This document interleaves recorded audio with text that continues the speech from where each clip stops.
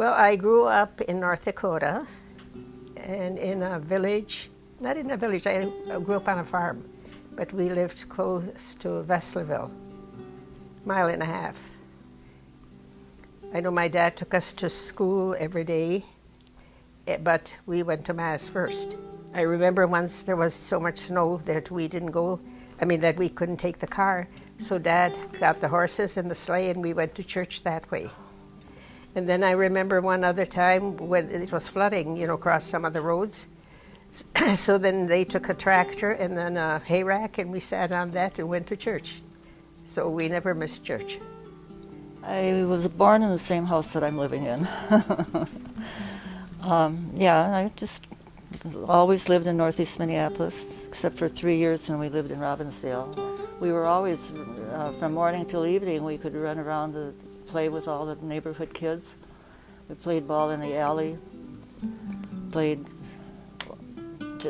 Annie over, couldn't go over, throwing things over the buildings. We played a lot of night, and we could play out at night. There was no danger in those days. So we were out till 10:30 at night playing cops and robbers and different things. We had a very good freedom childhood. I had one sister. She was older than I am. She died something like 14 years ago. And my mom had a boy first, but he died right away after birth. So I never had a brother. My dad died when he was 49 and I was 9. He died on his 49th birthday. So I never had a dad. I never had an uncle. I never had a grandpa around here. They were all in Poland. So I never had any men in my life. And I realized that one day, several years after my dad died, of course. And I thought, St. Joseph, you're going to be my daddy. So I asked him to adopt me into his family, and he did. I could feel his protection all my days. So I have Mary for my mother and Joseph for my father, Jesus for my brother.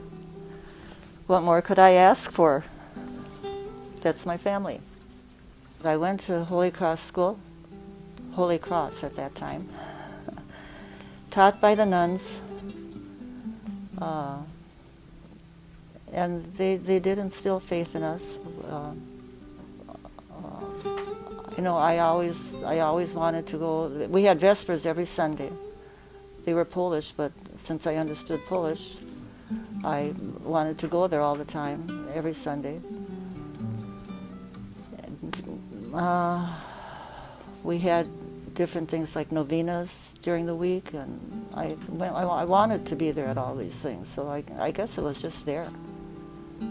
My mom went to all this stuff, and I suppose she was an influence.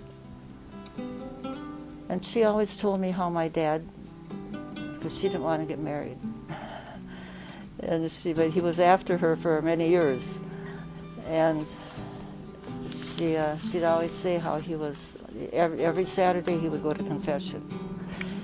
And he just was a good man. And finally she couldn't say no anymore. Oh, my. So I'm sure that he influenced me too, but he was gone early, so I'm not really remembering too much of that. Well, I remember I was coming out of the chapel, and you met me, and you said that Father Glenn asked you to ask me to be your helper in the sacristy. See, I don't remember that at all. She doesn't remember that. But I think we first met when we were, because we do the morning liturgy after Mass all the time. Oh. And I think that's when we first met. Well, we kind of knew each other, but we didn't really, we didn't really talk to each other that much or anything. But that was the first time I thought, oh, that's good, I'll do that, So that's when I started, and I don't know how long ago it is.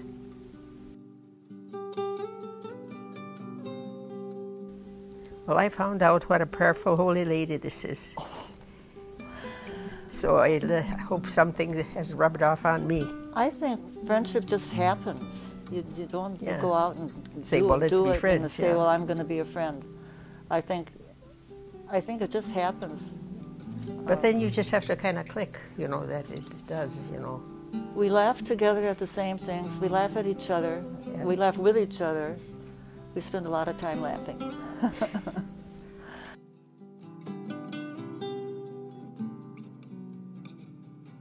We go to Mass.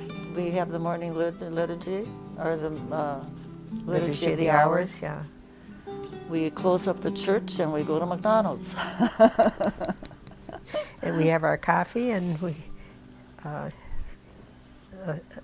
Sausage McMuffin, sausage. I can't even think of what it is. except for Fridays. Yeah, yeah. And we come back. No, you go ahead. Go ahead. We start our routine of work. And what does that look like? It's fun. Yeah. Well, we start whatever we need to replace the candles or add holy water or what else? Iron. We finished a whole big bunch of ironing that we had to do. We ironed for the 3 churches. So today was a monumental day. We got all those bags done. I hope nobody put any more in there. We've still got one at home, each one of us. That's right. We got to wash those. Yeah. Big bags. Yeah, that's right.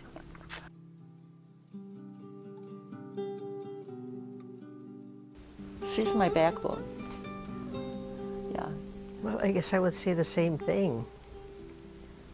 You know, she can kind of calm me down. I get kind of excited about different things, and so she calms me down. So that's good. That's good. I guess I feel more secure in what I'm doing there because I have her as like I said, my backbone. And I guess that's how I feel too, you know, or we can always talk stuff over, you know, if something's bothering us, and then it all of a sudden it's not even, you know. Not even a problem. Not even a problem, yeah. Then we laugh. So it's just been a blessing for me to have the job and be working with her. Total blessing.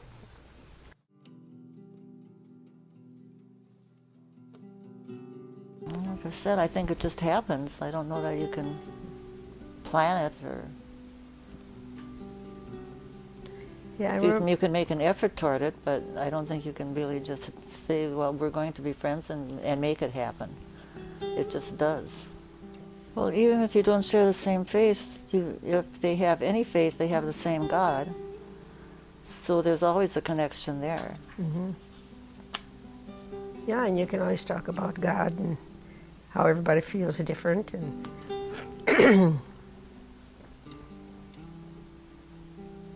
yes. And you can always invite the other one to your church services and your social things.